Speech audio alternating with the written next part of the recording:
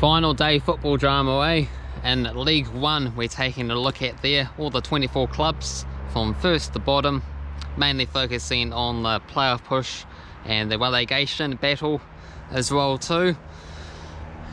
It's always interesting after 46 games that it comes down right to the very end for some clubs anyway. Shout out to the ones that already secured their promotion, or unfortunately for the ones that did secure their relegation a wee while ago. So first up, Portsmouth, well done to them. They were champions and they went up in style, ended up defeating Lincoln City 2-0, and that was away from home, so pretty surprising results because Lincoln City desperately needed the points themselves because they ended up missing on the playoffs. So another season in League One for Lincoln City in the end. So annoying for them, they ended up missing a penalty kick in the game, I believe there, and then Portsmouth ended up scoring 2 late goals. Derby County, they also went up in second place. They finished off their campaign with a 2-0 win against Carlisle, who was dead and buried, rock bottom of the table. There were 16 points adrift in the end, so a terrible season for them. So all the best in League 2. Next up, in third spot, we had Bolton. They ended up taking Peterborough, and it was an entertaining 3-3 draw match. So Bolton and Peterborough, third and fourth, so we could easily see one of these two clubs in the championship next season. So let's take a little bit more of a look at that match there. Bolton ended up scoring 2 goals very early on, 4th and 8th minute, before Peterborough fought back in the second half to end up leading 3-2 before Bolton snatched it to make sure that they were the ones that finished ahead of Peterborough, because if they lost it, it would have been 1 point less. Peterborough would have had 2 points more. Actually, no, they would have been both on 86 actually, so Bolton would have been ahead on goal difference, I believe. But breaking rights, very crucial, because that could be the League One playoff final this season. Next up, we have Oxford United. They finished in 5th, a 2-1 victory against Exeter City, and that propelled them into the playoff spots there, previously outside.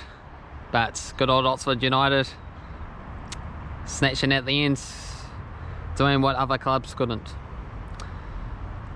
Exeter City, meanwhile, they were mid-table, so yeah, not a lot to play for apart from pride, passion, and it's pretty good for them because they were just recently promoted from League 2, so a good comfortable season in League 1 this year. Next up, we have Barnsley. They had a really rotten period of form lately, and from what I heard, they also sacked their manager with just this 1 game left to go, so pretty disgraceful really. And they ended up getting a 1-1 draw against Northampton. Somehow that was enough. Still not very convincing, is it? But because of Lincoln City and Blackpool ended up failing, because Blackpool ended up losing 3-2 against Reading. So if Blackpool ended up winning, then they would have been the ones to snatch it off of Barnsley on the playoff spot. So it's fortunate Lincoln City and Blackpool helped Barnsley in the end. Meanwhile, we're looking towards the bottom of the table. Carlisle were already confirmed relegated, and Port Vale as well too. They ended off their season with a 0-0 draw against Cambridge, so not very good, is it? And meanwhile, Fleetwood were